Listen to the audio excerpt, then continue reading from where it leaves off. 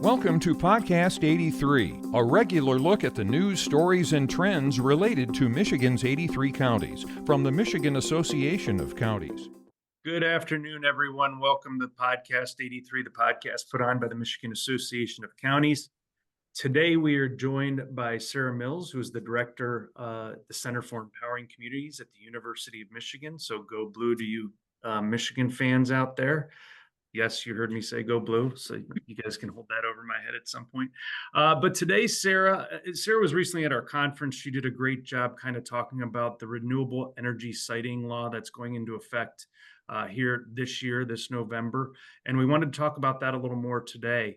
Obviously, with the status of the ballot initiative not going to make the ballot in 2024, potentially in 2026, there are things counties and local units of government need to do now to make sure that they are prepared for this law to be enacted.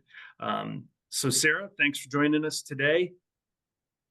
Where do we start? Where do we start with this? I know we've got, of course, it's government. We got new acronyms. We got CREOs. We got WIOs. Where do we start?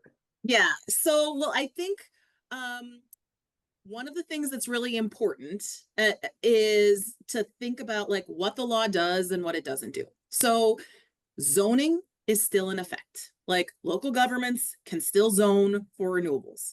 It's just for those biggest projects. So solar projects that are over about 400 acres, wind projects that are like 330 or so wind turbines, and then energy storage projects, which we don't have very many of right now. But this kind of scale of project that we're talking about is something that could be on as little as 5 acres of land. So, but energy storage projects, these biggest projects are ones that developers now have a new option in the law. So they can work it out with local governments, or if local governments don't have a CREO, this is a compatible renewable energy ordinance, the developer can go right to the Public Service Commission. Well, they will be able to starting at the end of November. Yeah, so let's talk a little bit about what a CREO is, first off. Tell us what a CREO is. Yeah, so the law defines a CREO as something, and I might actually pull out my law here because I got it printed out. Sure. As something that's no more strict than what is listed in section 2268 of the law. And section 2268 has different sections for wind, for solar, and for storage, but it's pretty thin. It mentions setback distances for all 3 technologies. It has sound limitations for all 3 technologies. It has height limitations for wind and solar, but to be clear, the height limitation from wind is no limitation. Like the only limitation is effectively what the FAA says is your upper limit. It includes some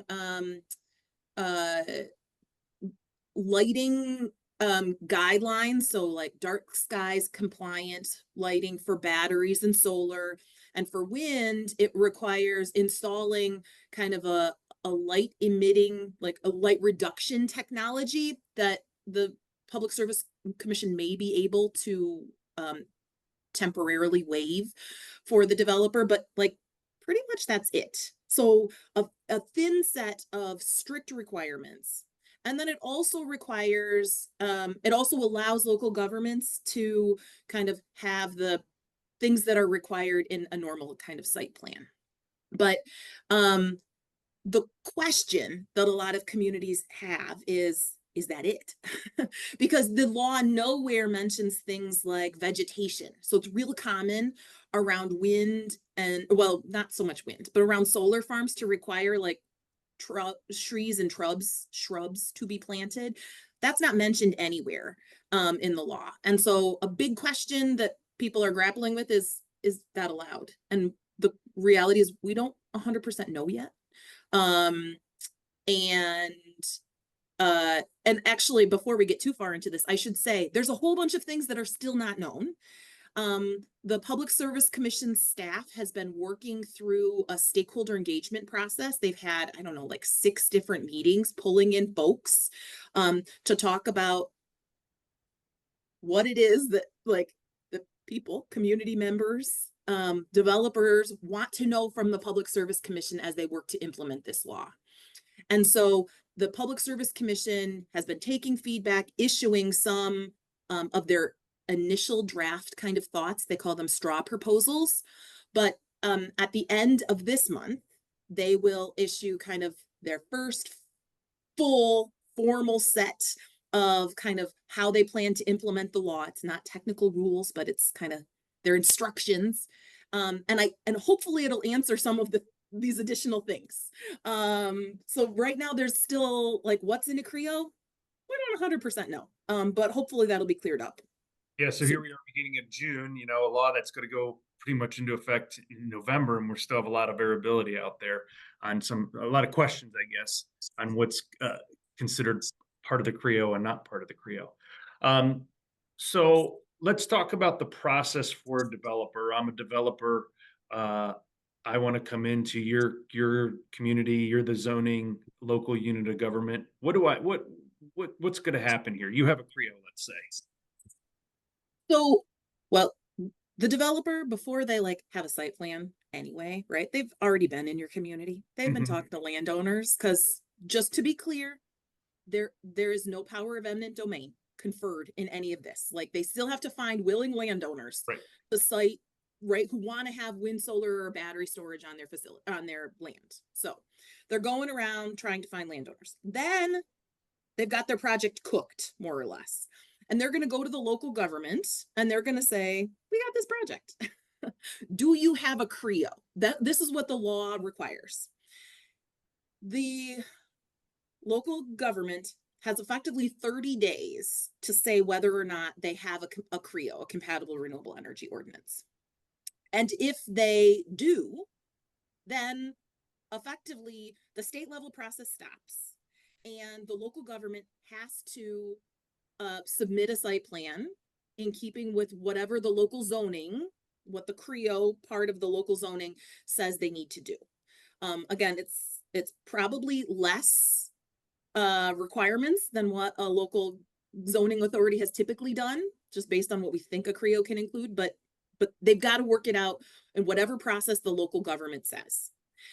The thing that the law requires, though, is that the local government has only 120 days from the time they get that application to give the developer an answer, yes or no. If they say that they have if the local government has a CREO. Now, the local government and the developer can jointly agree to extend that another 120 days, but by the end of 8 months, there has to be an answer from the local government. And if it's yes, yes, we're going to approve your project, it complies with our CREO, then the project moves forward. The law stipulates that a project that is approved under a CREO holds that permit for 5 years. They've got 5 years to start construction. If at the end of that 8 months, or the 4 months, 120 days or the 240 days, if the developer or if the local government doesn't approve the project, and they deny it, either they just don't act in time, or they deny it for any reason other than not complying with the setbacks and the sound, then the developer is allowed to go to the Public Service Commission and take that application to the Public Service Commission. Right. Let's just clarify real quick. It really, the locals can't deny based on anything that's in the law, set in the law, correct? So based on those setbacks, those things you mentioned earlier, you really can't deny based on that, correct?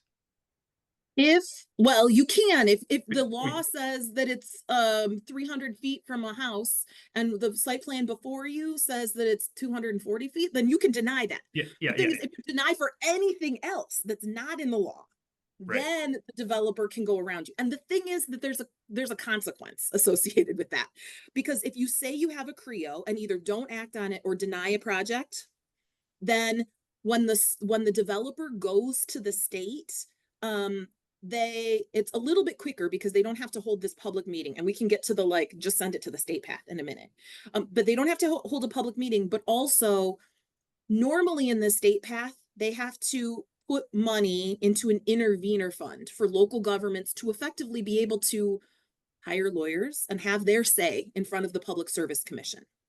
It's $75,000 for one local government, or $150,000 if there's multiple local governments. And this is one of the things that there's still like a question mark about, is like, is a county and a township both considered an affected local unit of government? And this is where there is a legal dispute right now, that we could get to if you want.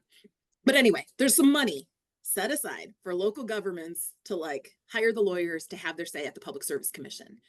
But if a project starts out through a CREO path and then ends because, again, it was denied or the local government didn't act, the local government doesn't get those intervener funds. So they can still go and hire their lawyers, but they've got to pay for it themselves. It's not the developer paying for it.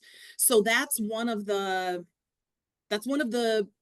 reasons why it matters what's in a CREO and why you need to be careful. Like, you could ask for lots of things, but if they don't give it to you, like if you deny it, even though it complies with the setbacks and the sound, then there's a consequence. Like the state still can hear the application, and you lose out on that ability to access those funds. So there's some risk associated with kind of claiming you have a CREO if you're not 100% sure that it complies. Right. Okay.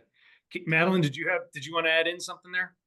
Yeah, I just wanted to ask, so what type of community will pursue the CREO route, and what are the benefits to going that route? Yeah. So effectively, because like what the law is really clear is you can't be any stricter than the state. And one of the things that's unclear right now is whether actually local governments can apply, the state, the Public Service Commission can apply a lot of conditions to their approval. It's not clear if in a CREO you can do that. So the communities that want to do a CREO are those that actually want to attract development to their place, because it's like very clear standards. The developer is gonna get their answer faster, right? And it's cheaper for the developer, because if they go through the state, they have to comply they not only have to give you the local government the intervener funds, but they also have to comply with a lot of labor standards that's laid out in the law. The developer through the state route also has to pay the local units of government $2,000 per megawatt of energy infrastructure that is in their community. If it goes through the local government, the developer doesn't have to pay that. Now, they certainly could, but they don't have to. And to sweeten the deal, the state, not the Public Service Commission that is regulating the projects now, but EGLE, through the State Energy Office, has this grant fund called the Renewable Ready Communities Award. And it's $5,000 per megawatt. So more than the $2,000 per megawatt. Awards that are only available to local governments who approve projects at the local level. So it's effectively saying to developers and to local governments, like, let's try to work this out at the local level rather than it going to the state. So this is the reason to adopt a CREO, is that overall you want to have you want to be the one to decide. You don't plan to put any more stipulations in than what's in the state law, and you want extra money. You want that bigger check from the Renewable Ready Community Award compared to the $2,000 per megawatt. And I mean, yeah, developers would much prefer to work with a CREO than go to the state. There's a third option, though, that we should get to, that's neither a CREO nor the state path. Go for it. Okay, so the third option is not written in the law, but the law makes it pretty clear that like local zoning still is in effect. I call the local option workable, like this third option, like a workable path, a doable path, that kind of thing. And this is just effectively an ordinance, a zoning ordinance that doesn't match the CREO standards. Maybe setbacks you're fine with, maybe noise you're fine with, but you want to say like, you got to plant trees, or you want to say you're not allowed to develop in these residential districts, right? So like you're constraining the area. Or maybe you aren't okay with the setbacks, and so you want to have a larger setback, or a stricter noise limit. And so it wouldn't classify as a CREO. But this workable ordinance is one that effectively the developer finds doable. Like, it's cheaper for them and or faster for them to work it out with you, the local government, rather than going the state process. We didn't say this. The state has a year from the time they get a complete application before they make the decision. So like, and the sense is that they're probably going to take it. And so like, time is money for a developer. So there's that element. But also, like I said, there's like, if you go through the state process, the developer has to do all the labor provisions, and they have to pay the intervener funds, and they have to provide the host community agreements. So the workable ordinance is risky. I'm not going to lie, from the local government's perspective, because one developer could find your ordinance workable, and another developer could come in and say like, nope, it's not a CREO. We are just going to go to the state. But my sense is that there's probably some negotiation room. Like, you could like local governments probably can ask for more than what is in the state law. And right now we're trying to develop some tools to figure out like what you can ask for. But all of that, sorry that we talk in circles a little bit, goes back to like, it really depends on how the Public Service Commission implements the law. And if they set the bar high, then there's lots of negotiation room. If they effectively do the minimum requirements and say that they're not applying conditions, then there's not so much negotiation room for these workable ordinances. And so this is where, like, right now, they're making those decisions. And so people should weigh in. That's my, like, right now, it's still a little bit risky to figure out which path you want to go, because we don't know. Like, yeah. There's some things that are unknown. So if you want to act right now, the thing to act in is have your say for what the state level process looks like, because that is going to kind of set the bar for what local processes can look like, if that makes sense. Yeah, definitely. So is it fair to say, I mean, there could be a scenario, and probably more along the lines of your workable ordinance scenario, where a local community may have more restrictions potentially than the state level, but a developer could potentially agree to that, right? Totally. And so to help inform like what's workable, one of the things, I had a group of students that worked on a project to help the Public Service Commission staff understand what's been done in Michigan in the past. And one of the things that they did was pull together the ordinances that are at play in existing Michigan wind and solar farms. They got built. Those ordinances were workable, right? None of them comply with the CREO. They are all more strict in some way. And so the students pulled together a few of those ordinances. There's some staff at Eagle who are pulling together more of the ordinances. So like, again, the best way to know what a CREO is, or a workable ordinance is to talk to a developer.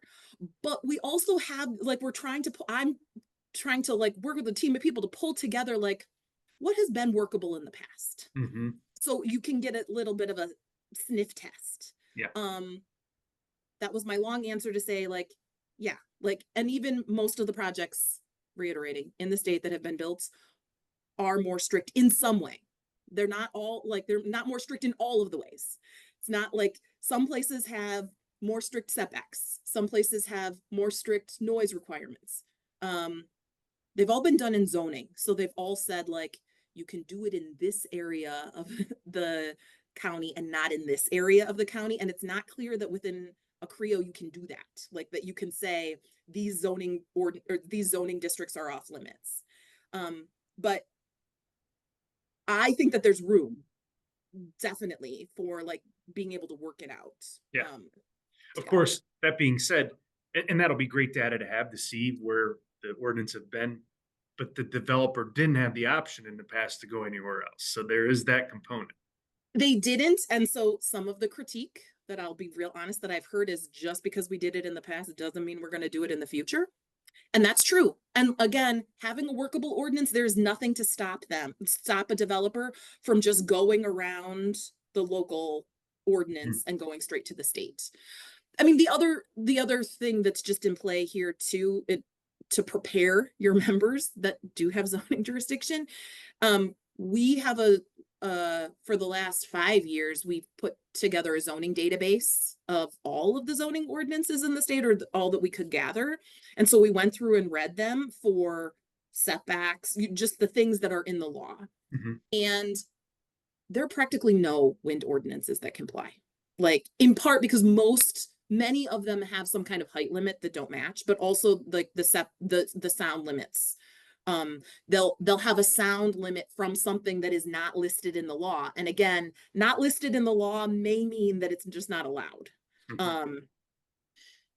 For solar, there's more that are in compliance by some measures, but again, all of them are zoning. And so all of them make some distinctions between which districts solar would be allowed to be in. And we don't know yet if you can count it as a CREO, even if it's not allowed if you say like, this is not allowed in ag residential. We don't know if that's allowed to be counted as a CREO.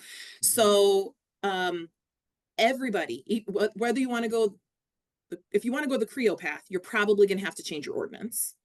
If you want to go a workable path, maybe you have a workable ordinance. But if you develop that in the past, let's just do real talk, to block a wind or solar farm, it's not workable. Right. Let's be real honest. And so you're going to have to make changes to that too. And so the other option is just to say, I'm not going to make the changes, go to the state. And that's the cheap path for local government, because you don't have to make any changes.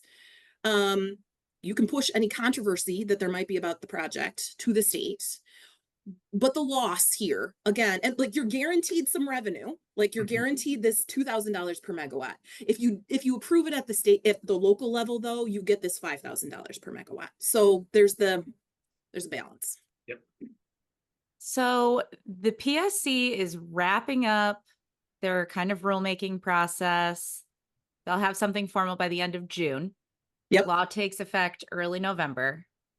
What should counties and these other local units of government be doing between end of June, early November?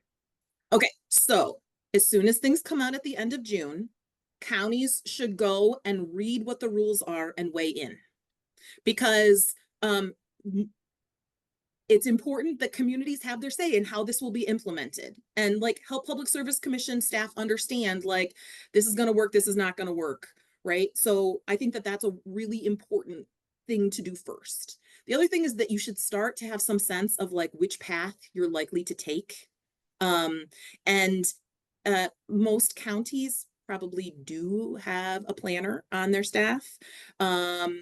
If you hire outside legal counsel, or if you have outside planning experts, like, you need to get them on retainer now, because everybody is going to be changing their ordinances between August and the end of the year. The final MPSC kind of plan for implementation is supposed to come out like August 9th. And as soon as it does, I plan to like have a webinar to help communities understand what's next. I think that it's like, we should actually talk together. Like, I think it's going to be all hands on deck, helping people understand. And I know that kind of Eagle is ramping up, trying to help communities understand what their options are. We are working on templates right now.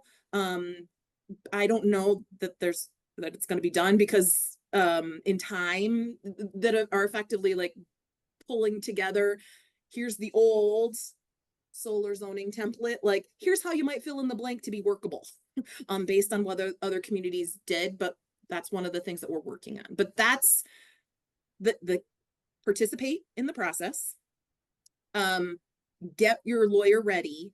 The other thing that is unique to counties, that normally when I talk to townships and cities, they don't have, is that the county drain commissioner or water resources commissioner and the county road commission need to be ready. There's going to be a whole lot of new development happening, and developers, whether the project is cited at the local level through county or township zoning, or at the state level, developers still have to comply with the drain commissioner and the road commission requirements. So those departments also should be ready. Yeah, a lot of great information, Sarah. Thank you. I know you're going to be doing an article in our newsletter coming up here in our end of June newsletter for release date. I'm sure it'll go into even more depth and there'll be some visuals, but some great information today. I guess, some great between now and November. Stay tuned. Past November, there'll be some more information coming. You mentioned the webinar you guys will be doing. I'm sure we'll get together. We have another conference coming up. It may be a good time to have another update. So thank you for your time Yeah. today. Madeline, thank you. Great job. And we'll talk soon. Sounds good. Thanks for having me. Thank you for listening to today's episode of Podcast 83.